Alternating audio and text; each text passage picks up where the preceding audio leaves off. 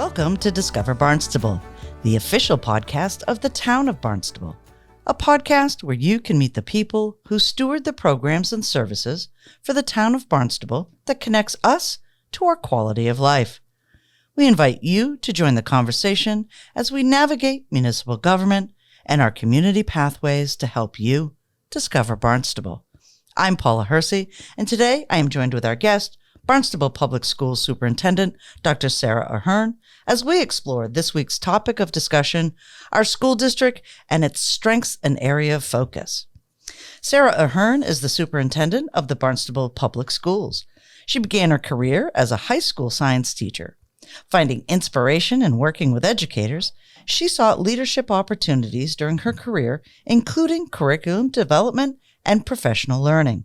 Sara started in this role in July 2022. Sara, welcome to the podcast. Thank you, Paula. Pleasure to be here. So this is your first appearance on the podcast, but not necessarily in Channel 18 studio. So we have a lot to cover today. The school system obviously is the largest here on the Cape. And we kind of want to cover, you've got 9 school buildings, right? I mean, it's a large area, thousands of students, pre-K through high school. Over the last year, our immigrant population has grown exponentially. Explain how diversity is a strength in our educational community. Sure. Thanks, Paula.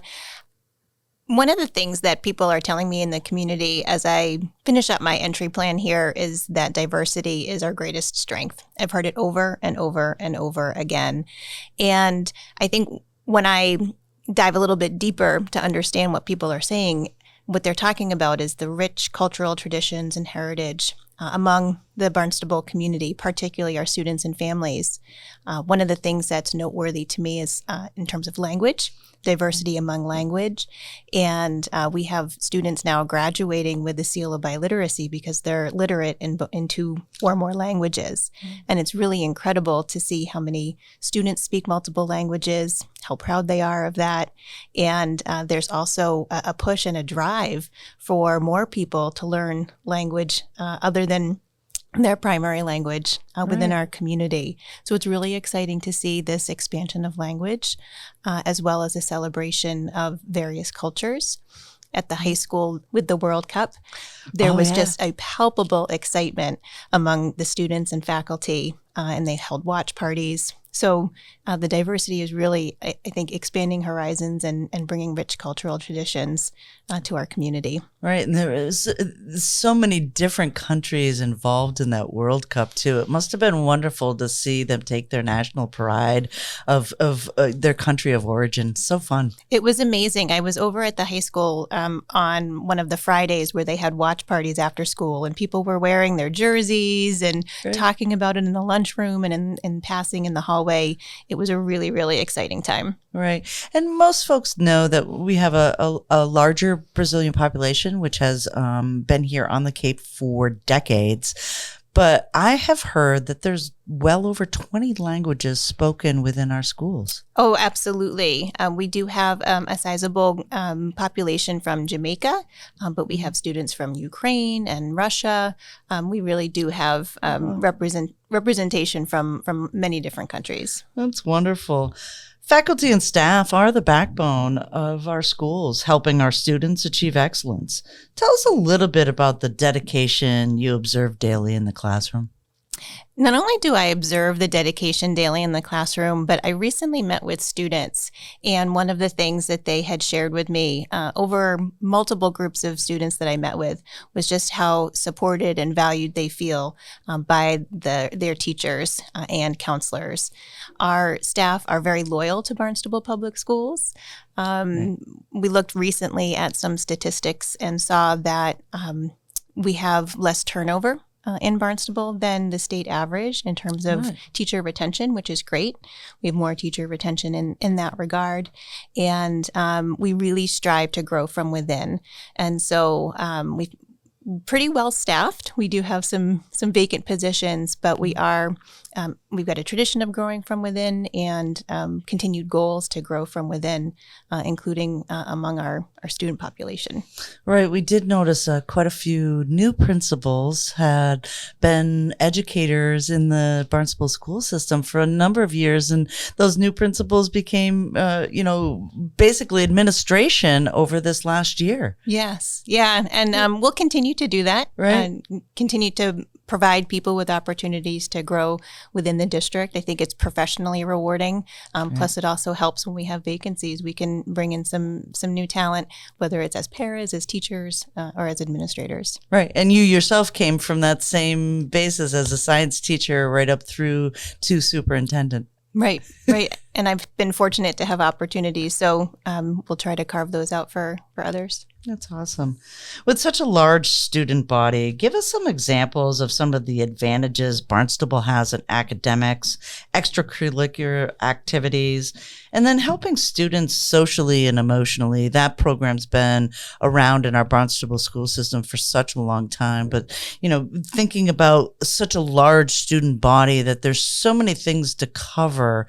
And that gives Barnstable an advantage, doesn't it? Oh, absolutely. I think we're really well situated because of our size. We can offer so many things that a smaller community might not be able to offer. So there's an economy of scale, and also where we're situated on the Cape, being in Mid-Cape, and with all of the resources around us, we also have some strong community partnerships with which to provide opportunities.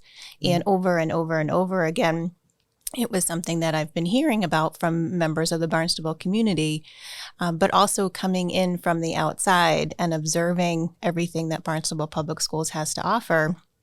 I would say that we're not only the envy of the Cape, but I would also think the envy of many districts off Cape as well. I think about you talked about social emotional programs. That is something that we're very, very strong in. We have a core instruction related to second step and responsive classroom. In addition to that, it's complemented by the relationships that teachers have with students and our counselors have with students and the support that they provide. Academically, we are very, very strong academically, particularly at the high school, where we provide so many pathways for students to find their niche. Some of them are kind of vocational in nature for a certified nursing assistant. We have a business pathway. We have an environmental science pathway, culinary. Right. That's just to name a few. And we're continuing to explore others, to identify opportunities to kind of meet students where they are and take them towards pursuing their goals. We also, and I think it's very unique that Barnstable has such a tradition for gifted and talented education with the Gateway program that's been around for a long time, which is K through 12. And in recent years, we've been really striving under the leadership of Carrie Morse to expand and provide more opportunities for access to Gateway and create kind of a more equitable opportunities and really expand representation and diversity within the Gateway program.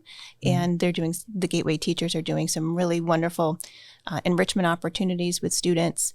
And one of the things that I'm hearing from kids is how much they valued their Gateway experience during their time in Barnstable.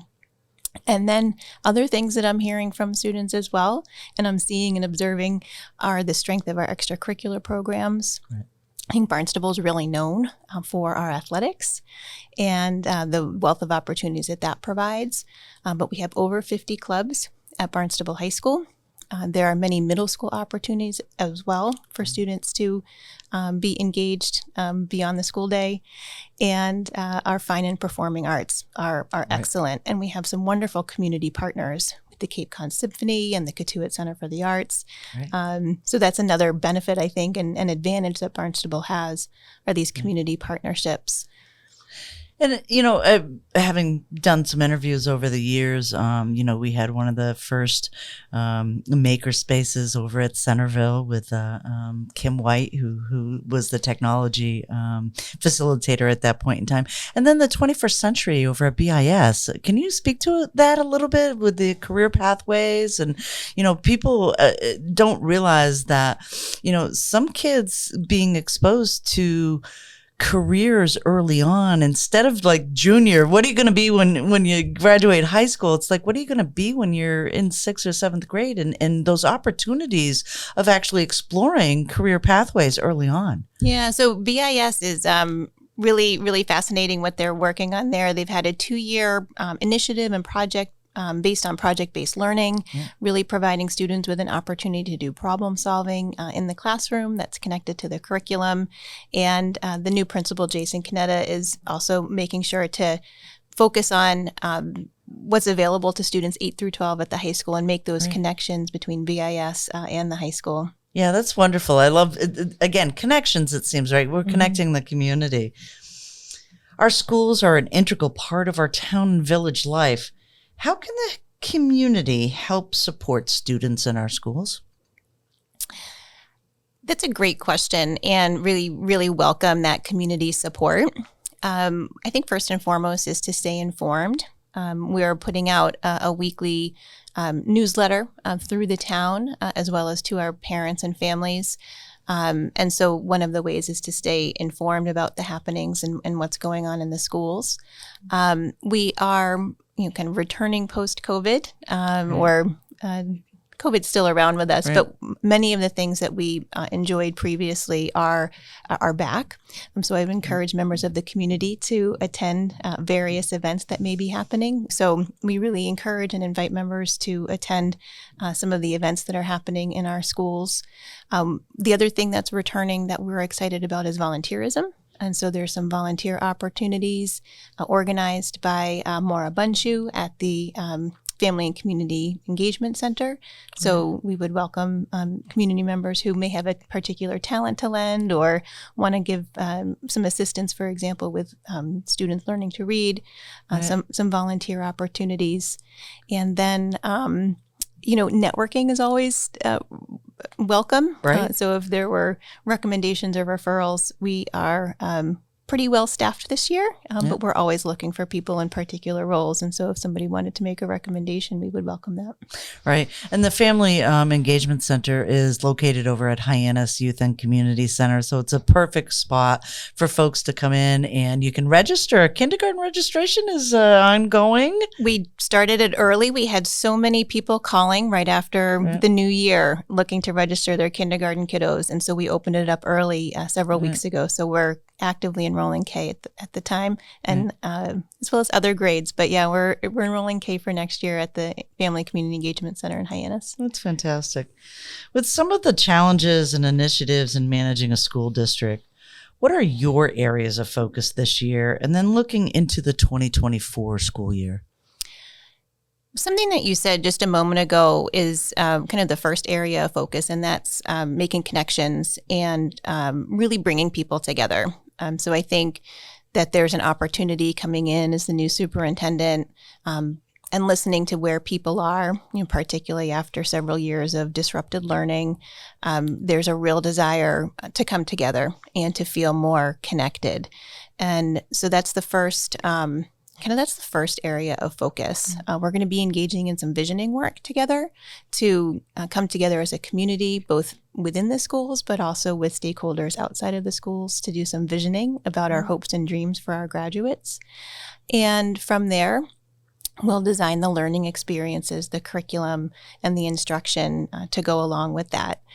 We know that students have a pretty wide skill gap right now because of that disrupted learning. And so we know that in the years ahead, we're going to need to be focusing on core instruction, literacy, math, English language development, among other areas as well. We're going to be focusing on, all of those core areas. But beyond that, there's a couple of things that we need to focus on as well as a community. We're going to need to continue to be working towards talent development. Again, we're pretty well staffed this year. I felt fortunate. But we do have some some vacancies in some key positions, particularly those that require a pretty specific skill set. And so we know we need to think beyond our traditional recruitment and retention efforts and really think about providing some pathways and some career ladders within our organization to develop more educators, particularly a more diverse educator workforce. We're excited about teaching pathways that we have at the high school and hope to encourage many of our students to become educators in the future. So we're going to need to continue to focus in that area. And then facilities is another area that we're going to need to focus on. We're currently doing an enrollment forecast for the district for the next 10 years. Hired a demographer to do that.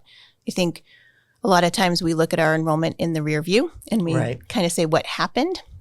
But we've seen a decrease in enrollment, although in this past year we're up over last year. And last year we were higher than we were the year prior. So I think we've had a bit of that pandemic recovery. But we've had many, many new people move into Barnstable. Oh, yeah. And we're starting to feel a little bit of a space crunch.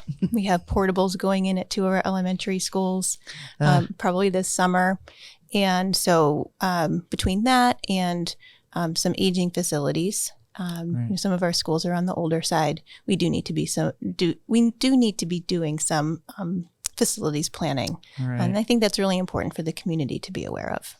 Excellent. That was fantastic. I'm sure that folks have learned quite a few nuggets of information from this interview. We've got some rapid fire questions from you right now. Are you ready? I am ready. What's your favorite time of the day? My favorite time of day is probably first thing in the morning when you have the whole day ahead of you and the sun's coming up. Just about every educator says that. And a cup of coffee. And a cup of coffee, right?